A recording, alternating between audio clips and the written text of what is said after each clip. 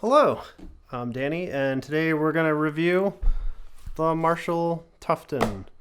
It's a very tough speaker. Just kidding, that's a joke. So the Marshall Tufton's by Marshall Headphones, Sound Industries. It's a 100 amp portable speaker, 20 hours of battery life, IPX rating of 2, so slightly water resistant, and it also has an audio jack on it, which is really cool because you don't see that often nowadays. Basically, the reason you would get this speaker is if you really want something that could push out some bass.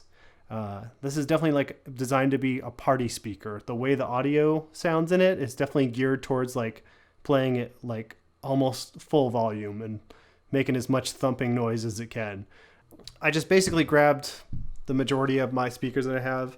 We'll compare it to the Emberton, the JBL, the Woburn 2, and then the Woburn 1, because why not?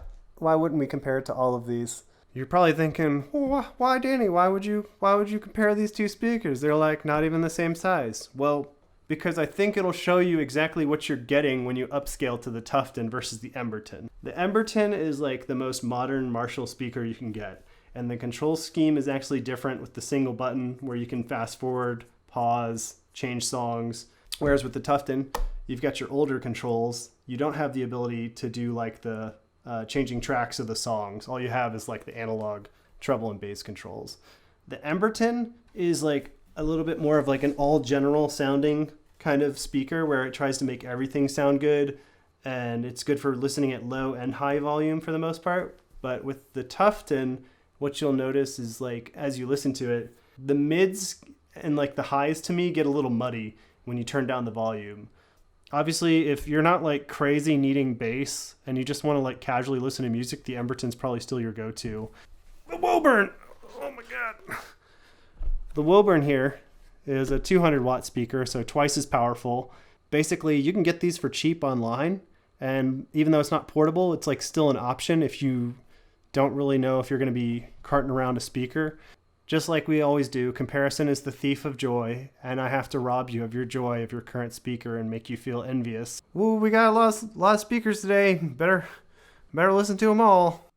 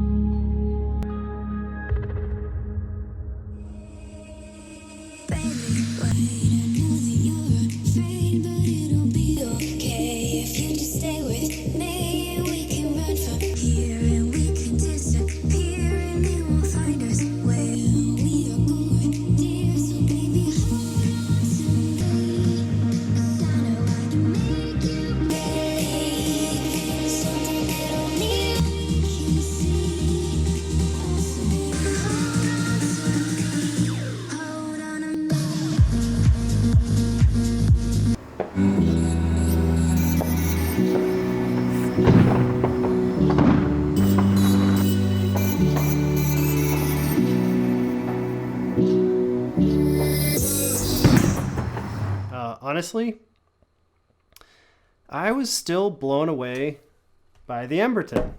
I still think this is like a better sounding speaker in some regards. Obviously, yeah, it doesn't pump out the same level of volume or bass, but it's for what it does for its size and its price and where you'd probably be taking this out into the outdoors. I feel like this is almost like just a better value still.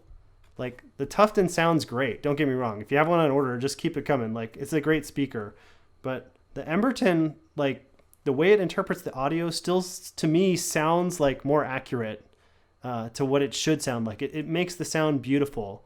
Obviously, yeah, some things are probably gonna sound more tinny on this, and this will sound more bassy, but like I still think like the Emberton's probably like the best speaker that Marshall's made so far. And I can't wait, and maybe you should wait for them to come out with like a Tufton with the Emberton technology in it, and then you're going to have a speaker that's just going to blow you out of the water. Comparing this to the Woburns, there's really like no comparison. I think the Woburn just sounds way better and it's cheaper. And actually, I think the Woburn 1 sounds the best. The Woburn 2 just like feels like it lost some of its soul somehow. And I'm not sure how, like they probably changed the speaker configuration somehow, but the original Woburn, I think, is still a really good speaker. Just because the technology is not as up to date doesn't mean it doesn't sound phenomenal. So I actually think the Woburn is probably a better option than the Tufton if you really don't need that portability. I think the Tufton is a real good viable option if you need something that really pumps out bass. However, that's also kind of where its weakness is, because if you want to listen at like mid or lower volume, that's where like the mids kind of start to sound kind of muddy. And like I was trying to listen to like YouTube audio, and I was kind of like craning my neck just to like figure out some of the details of the audio. Like it just sounded kind of muffled to me versus like the Emberton never sounded like that, or the Woburn never sounded like that.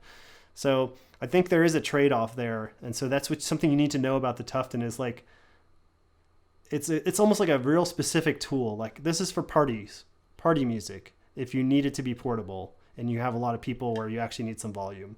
Otherwise, I still think your better options are either the Emberton or like one of the plug-in series, because they just sound a little bit better. And honestly, I'm starting to realize I think the original Marshall speakers sound better than the second generation. I have nothing to back that up except for my opinion, but I think that's where we're going. So that's why I'm kind of like trying to say to you, like, I think if they bring whatever they did to the Emberton into their bigger speakers, you're going to have some really phenomenal speakers coming out into the market eventually. Obviously, I'm going to keep mine. I think it's a really cool looking speaker, and that's part of what I enjoy about it is the design. But yeah, so that's my subjective opinion. Let me know what you think. Also, I'm just going to say this.